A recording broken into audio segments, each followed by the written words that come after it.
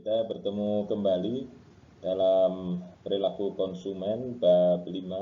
Pada pertemuan kelima ini kita akan membahas tentang perhatian dan pemahaman. Perhatian dan pemahaman di sini adalah perhatian dari konsumen terhadap informasi-informasi yang disebarkan oleh para pemasar, baik melalui iklan maupun melalui media yang lain, serta pemahaman terhadap produk-produk yang sudah diperoleh oleh konsumen. Pemahaman ini bisa terjadi pada saat konsumen sedang menikmati atau mengkonsumsi informasi yang diperoleh, baik itu informasi melalui media sosial, melalui mungkin tenaga pemasar secara langsung, atau mungkin melalui presentasi-presentasi pada acara-acara tertentu, dan bisa juga diperoleh melalui informasi customer service. Nah, pemahaman ini diperlukan oleh konsumen. Dengan demikian maka seorang pemasar dia akan melakukan beberapa aktivitas agar konsumen itu memahami produk, dan produk tersebut atau pemahaman tersebut disimpan dalam memori konsumen.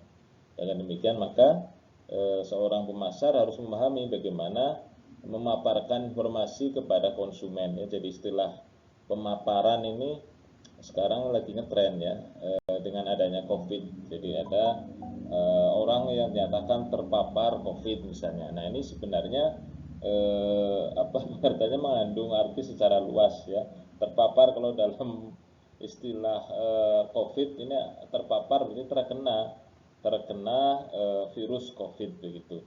Nah, kalau pemaparan informasi kepada konsumen ini tujuannya adalah agar konsumen bisa terkena informasi, atau konsumen bisa menangkap atau menyimpan informasi yang diberikan oleh para pemasar.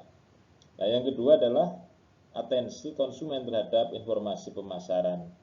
Nah, ini seorang konsumen ketika menerima informasi ini tentu berbeda-beda. Ada yang dia tertarik, kemudian menjadi memperhatikan informasi yang disampaikan oleh para pemasar, atau mungkin dia biasa saja begitu, acuh tak acuh itu ya, cuek begitu, atau mungkin dia tidak tertarik ya. Kalau tidak tertarik ya mungkin dilewati saja atau ditinggalkan, atau mungkin dimatikan, atau mungkin juga dia beralih channel dan seterusnya. Nah, ada proses kognitif konsumen yang terlibat dalam interpretasi. Artinya seorang konsumen ketika menerima informasi ya, dia akan mengolah dalam proses kognitif konsumen dan akan terlibat dalam penilaian atau interpretasi terhadap produk, barang atau jasa yang dia terima dari para pemasar. Nah, ini dapat digambarkan dalam suatu diagram seperti ini ya. Jadi ini adalah proses kognitif yang warnanya lebih muda ya. Kemudian ini ada lingkungan ya. Kemudian di bawahnya ada perilaku. Nah, lingkungan dan perilaku ini saling mempengaruhi sehingga dia seperti sebuah siklus, dia akan terus mempengaruhi ya, berputar terus mempengaruhi. Nah, lingkungan ini nanti akan menciptakan proses interpretasi ya.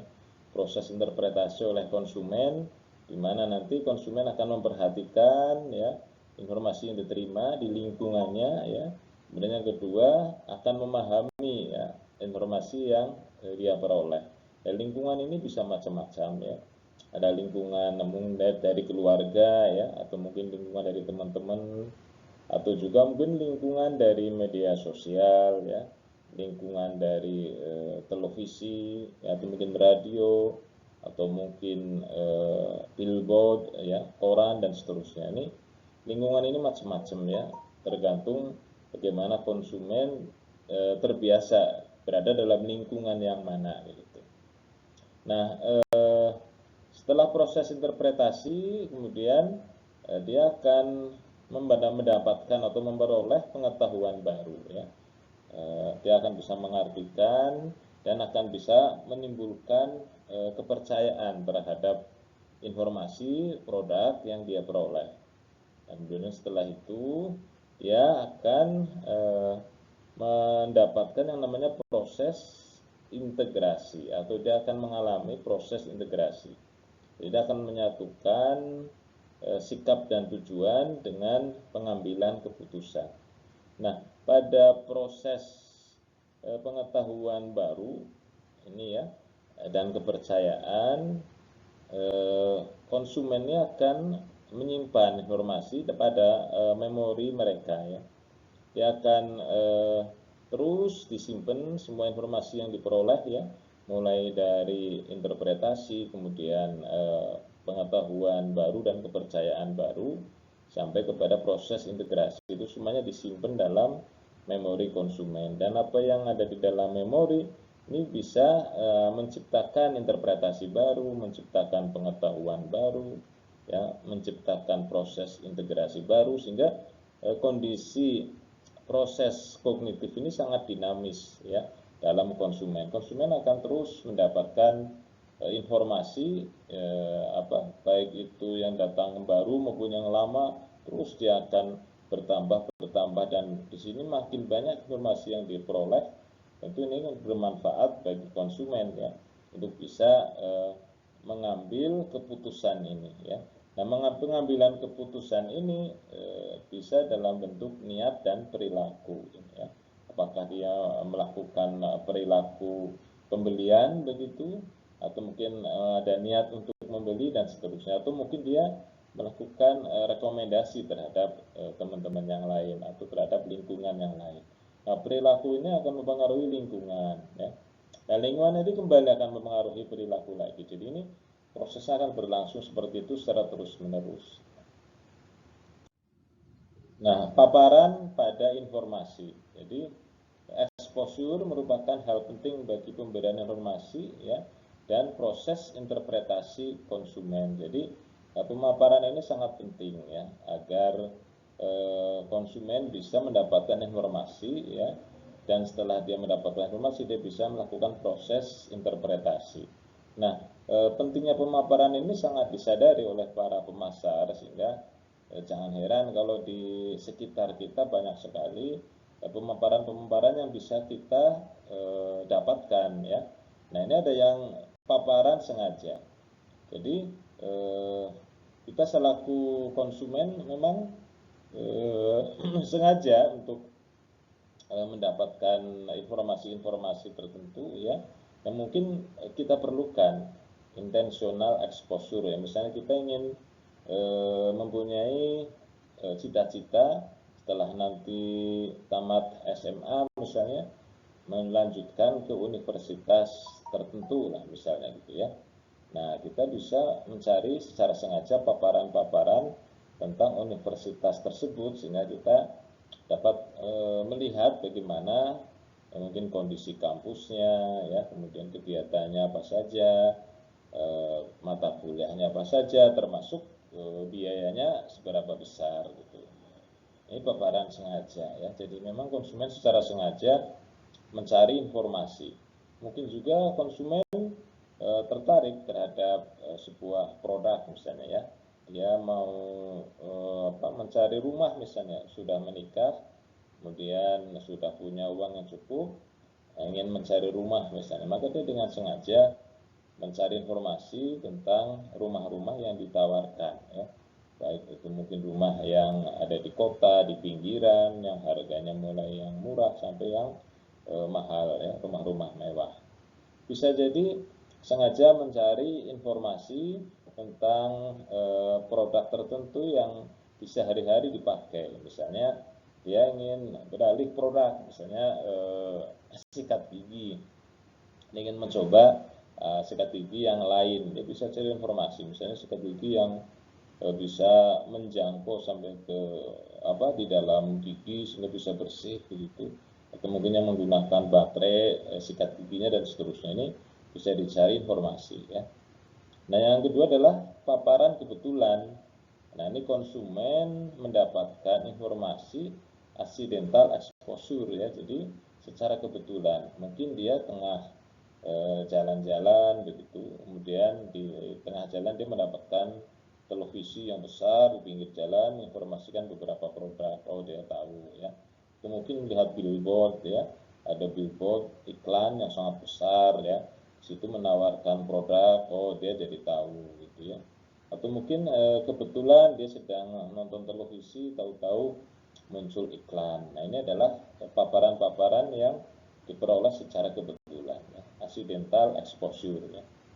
Dan yang ketiga adalah selective exposure, di mana konsumen melihat atau memilih paparan ya, dia selektif, tidak semua paparan dia ambil, dia hanya ingin melihat paparan-paparan informasi-informasi tertentu yang bagi dia menarik ya, mungkin dari sisi mereknya ya dia tertarik, atau mungkin dari sisi kegunaan produknya ya, atau mungkin dari sisi ini bentuk-bentuk produknya, atau dari sisi warna produknya dan seterusnya. Nah, ini selektif, sehingga dia apabila ada pemaparan yang tidak dia sukai ya, maka dia akan reject gitu ya, akan di reject atau akan ditinggalkan gitu.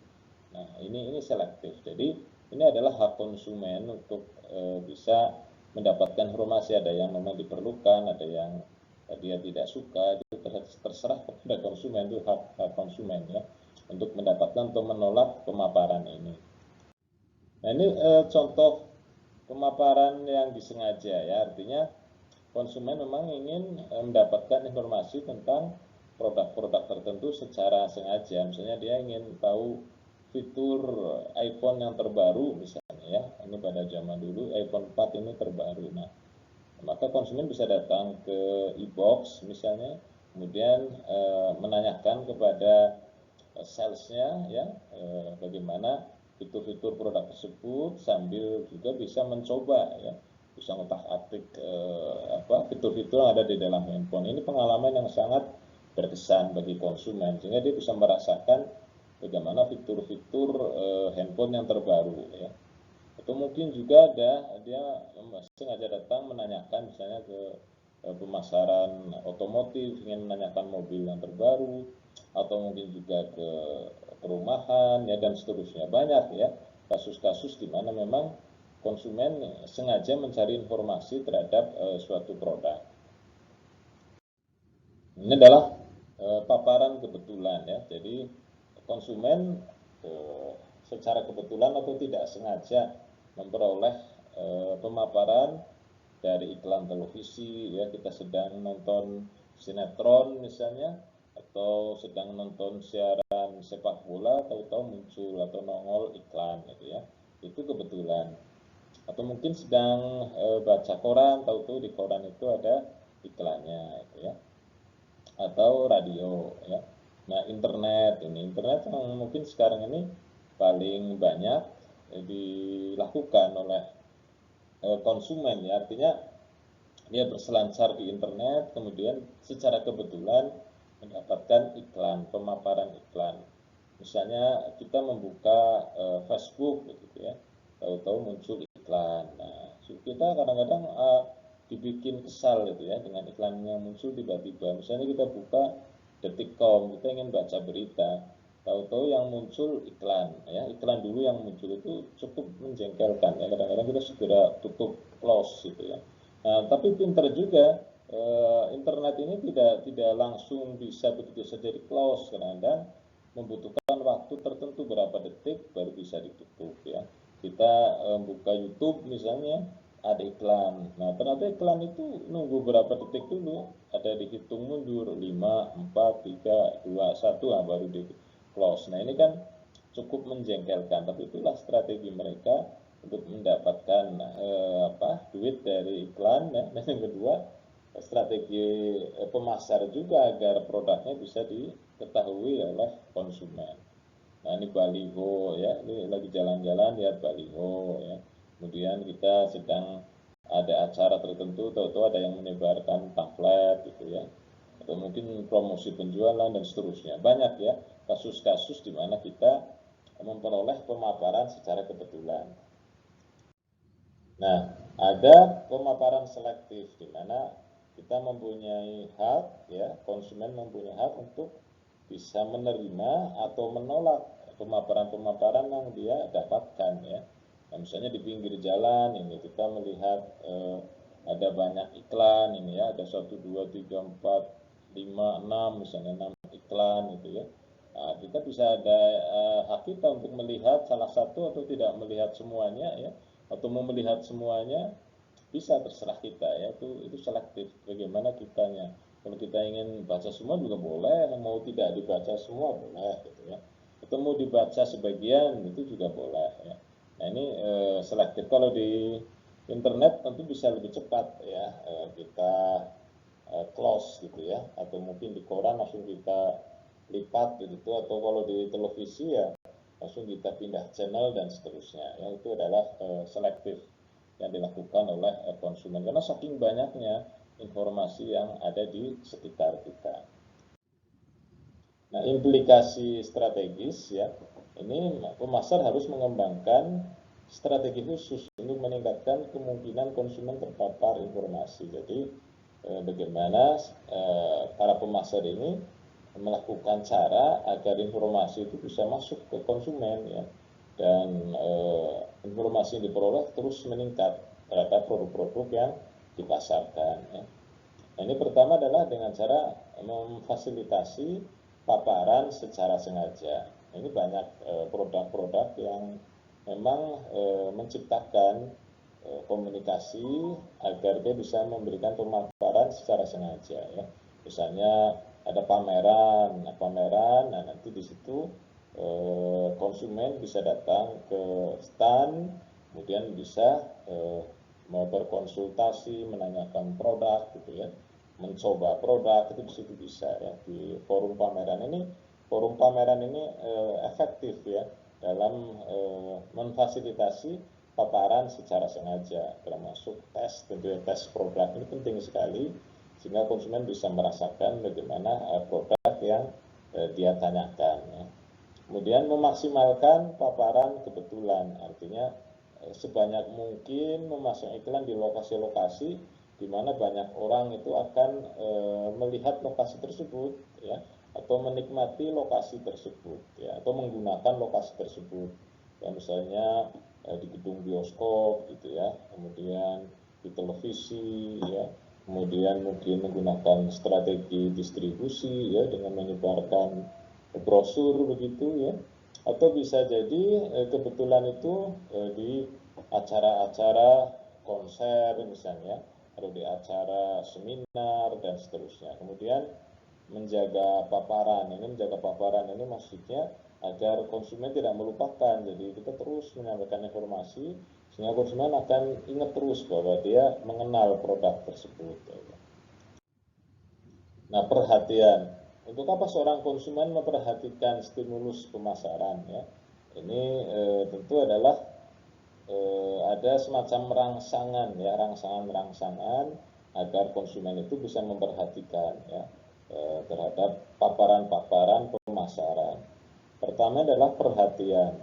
Jadi ada upaya selektif dari konsumen, ya, untuk memilih serangkaian informasi dan mengabaikan informasi yang lain. Nah, ini yang sepenuhnya menjadi hak konsumen.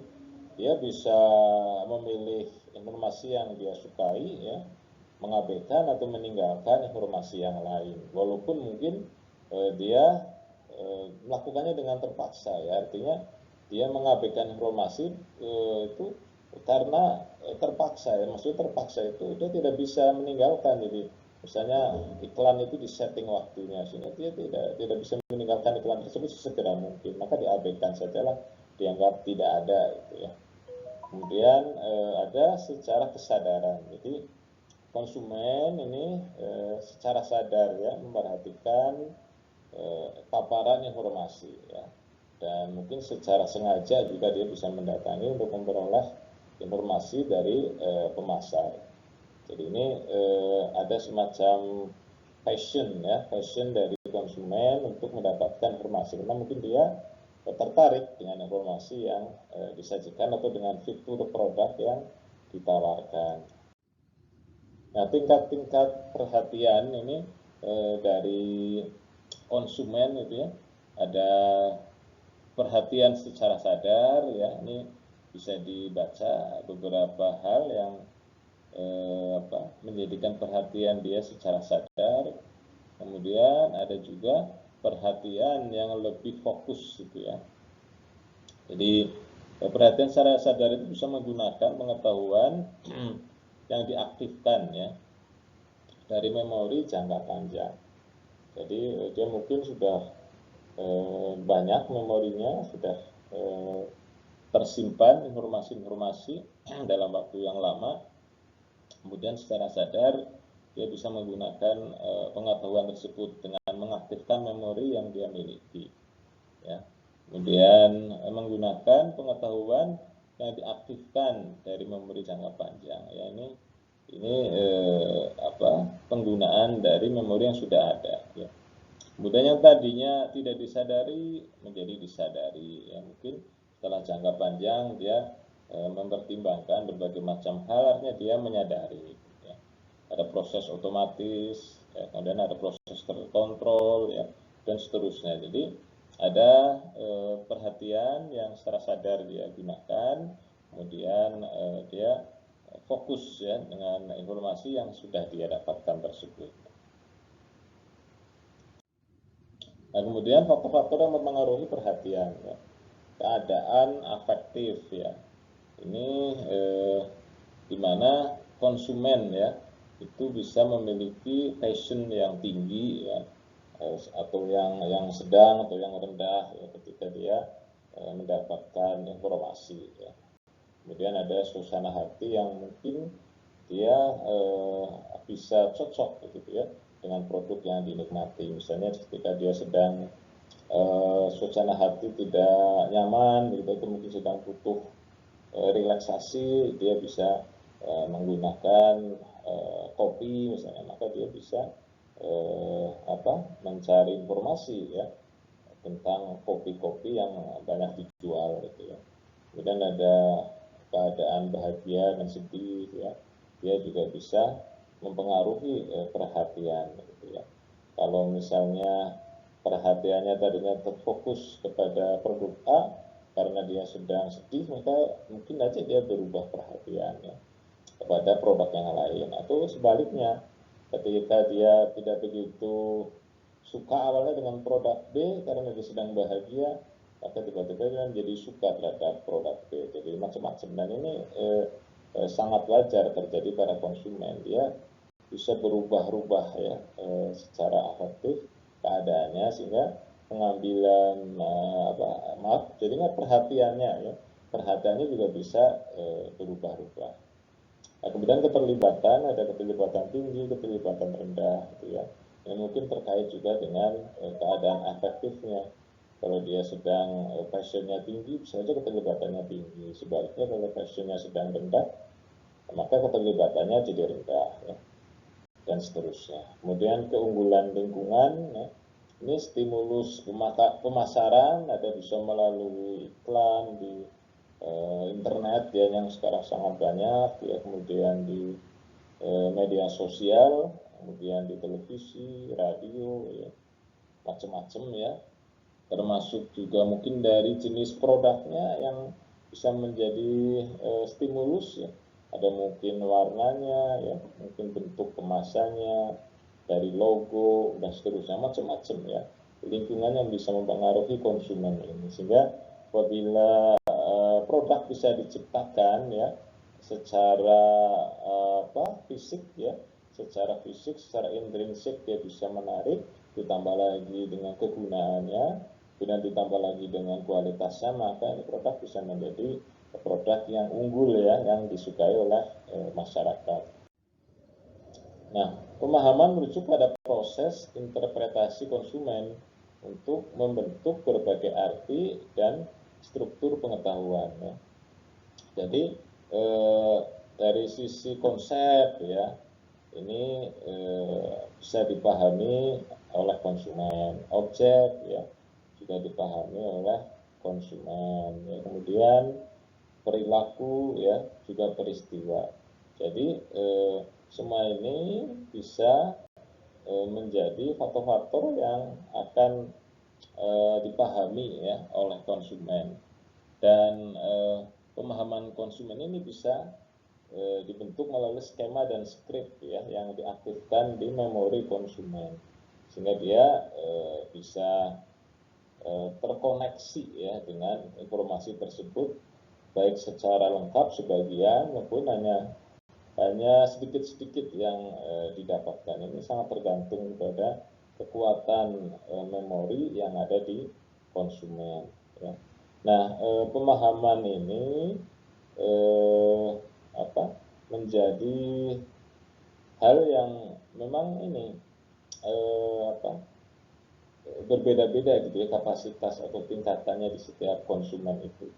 Dan sekali lagi ini faktor lingkungan sangat mempengaruhi ya. Jadi kalau kita misalnya ngobrol dengan teman-teman yang sudah lama tidak ketemu gitu ya, ada mungkin teman yang masuk dalam lingkungan yang katakanlah kelas atas, gitu. Mungkin kita ada sebagian yang ada di kelas menengah mungkin ya, ada mungkin yang masih di kelas bawah. Itu kalau kita ketemu setelah sekian tahun tidak ketemu, maka di situ akan ketahuan bagaimana tingkat pemahaman dari masing-masing teman tersebut kalau kita membahas suatu produk. Ini kan pengetahuan sekali, ada yang sangat menguasai, ada yang hanya sekilas-sekilas begitu ya. Ini hal yang wajar ya, karena memang bagaimana peran lingkungan itu mempengaruhi tingkat pemahaman dari konsumen. Nah, ini variasi dalam pemahaman ya. Ini bisa dibaca ya. Ada proses yang otomatis gitu ya. Kemudian ada tingkatannya ya, tingkatan pemahaman. Kemudian ada elaborasi dari pemahaman ya. Kemudian ada memorabilitas ya, atau memorable ya. Memorable dari atau informasi yang masuk dalam memori kita. Nah, ini ada variasi ini ya. Dan ini terjadi di konsumen ya, di setiap konsumen ya, itu mempunyai hal-hal semacam ini. Nanti mahasiswa bisa memilah-milah ya informasi dari suatu produk yang didapatkan, bagaimana proses otomatisnya ya, kemudian tingkatannya seperti apa, elaborasinya seperti apa, kemudian memorable-nya seperti apa. Nah, kesimpulan bahwa interpretasi yang menghasilkan pengetahuan atau kepercayaan yang terkadang berada di luar informasi yang diberikan. Jadi ada pengetahuan baru yang dia dapatkan di luar informasi yang sudah dia peroleh. Ini sesuatu yang kadang-kadang didapatkan ya tanpa disengaja. Ya, ini bisa juga informasinya itu dari teman itu ya, yang sama-sama sudah mengetahui produk tersebut. Mungkin yang satu sudah mencoba, yang satu belum. Ini bisa menghasilkan pengetahuan atau kepercayaan yang berada di luar informasi yang diberikan. Kemudian bisa juga informasi dari brosur yang berbeda dengan informasi yang didapatkan dari tenaga pemasaran, itu bisa menambah pengetahuan. Kemudian dipengaruhi oleh pengetahuan dalam memori ya. Jadi tadi saya sampaikan apa yang ada di dalam memori, ditambah lagi pengetahuan yang baru mungkin dari tenaga pemasar, ditambah lagi dari teman, ditambah lagi dari brosur misalnya, ditambah lagi dari media sosial. Nah, ini akan makin lengkap ya interpretasi atau pemahaman yang dihasilkan di benak konsumen. Konsumen sering menggunakan atribut produk nyata dan berwujud ya. Jadi sesuatu yang dapat dilihat itu sering digunakan oleh konsumen. Misalnya warnanya, dia suka warna yang tertentu, warna pink misalnya, maka dia ketika membeli produk lebih memilih warna pink gitu ya. Atau mungkin dia suka warna hitam atau warna putih dan seterusnya. Kemudian bentuk produknya, ada yang suka yang bentuknya lucu-lucu gitu ya, ada yang mungkin bentuknya unik gitu ya, dan seterusnya ya. Ada yang melihat dari sisi bahan ya, bahannya itu dari bahan yang berkualitas, yang awet gitu ya, yang lembut. Nah, ini semua menjadi kombinasi ya, kombinasi dari suatu produk yang apabila bisa memenuhi harapan atau keinginan konsumen semuanya, maka dia bisa menjadi produk yang berkualitas. Itulah pentingnya perusahaan itu memahami apa yang menjadi kebutuhan atau keinginan atau harapan konsumen ya terhadap spesifikasi produk, dari sisi warnanya, dari bentuknya, dari bahannya, ya, dari kegunaannya dan seterusnya. Faktor-faktor yang mempengaruhi pemahaman ya. Ini ada pengetahuan dalam memori ya. Ada konsumen ahli, ada konsumen pemula. Nah, konsumen ahli tentunya dia yang sudah sangat menguasai ya pengetahuan yang ada di dalam memori, dia lengkap informasinya mulai dari A sampai Z ya. Ini adalah konsumen ahli, sehingga kalau ditanya maka dia bisa bercerita panjang lebar terhadap produk tertentu ya. Ada pemula, kalau pemula ya mungkin baru dengar-dengar saja gitu ya. Dia baru bisa menyebutkan mungkin mereknya gitu ya, atau mungkin tipe-tipe produk atau model produk dan seterusnya. Nah, keterlibatannya ada yang tingkat tinggi, ada yang rendah ya. Kalau yang tingkat tinggi tentu dia sudah sering ya terlibat dalam proses pengambilan keputusan ketika akan membeli suatu produk. Jadi sudah sangat sering terlibat baik melalui informasi langsung, cari informasi sendiri ya, atau yang masih rendah, maka terlibatannya dia masih kecil ya, dia masih sedikit sekali keterlibatannya, dan mungkin dia kalau ditanya ya sama sekali masih belum paham ya. Kemudian paparan lingkungan ya, ini ada tekanan waktu ya, bagaimana jangka waktu tertentu di mana konsumen nanti harus memilih suatu produk atau mengambil keputusan untuk membeli atau tidak membeli suatu produk. Ini bisa ada tekanan waktu, sehingga kadang-kadang dia karena sudah kepepet, nah udahlah beli ini saja. Nah, padahal mungkin dia masih ingin mencari alternatif produk yang lain dari informasi yang lain ya. Tapi karena waktunya sudah habis, dia biasanya segera harus mengambil keputusan apakah membeli suatu produk atau tidak ya. Kemudian kondisi afektif konsumen. Kondisi afektif konsumen ini suasana hati, apakah hatinya sedang baik, riang, gembira, atau sedang bahagia, atau sebaliknya sedang sedih gitu ya. Ini juga akan mempengaruhi keputusan ya. Ini lingkungan juga. Kemudian gangguan ya, gangguan dari kebisingan, keramaian ya. Ini juga menjadi faktor yang mempengaruhi ya. Modifikasi lingkungan ini adalah lingkungan-lingkungan yang termodifikasi mungkin secara tidak sengaja begitu ya. Mungkin mulai dari waktu, kemudian mulai dari cuaca misalnya ya, kemudian dari teman ya, kemudian dari media dan seterusnya. Itu semuanya bisa mempengaruhi konsumen. Nah, itu saja untuk pertemuan yang kelima. Nanti tugasnya akan kita sampaikan secara tersendiri melalui virtual learning. Terima kasih.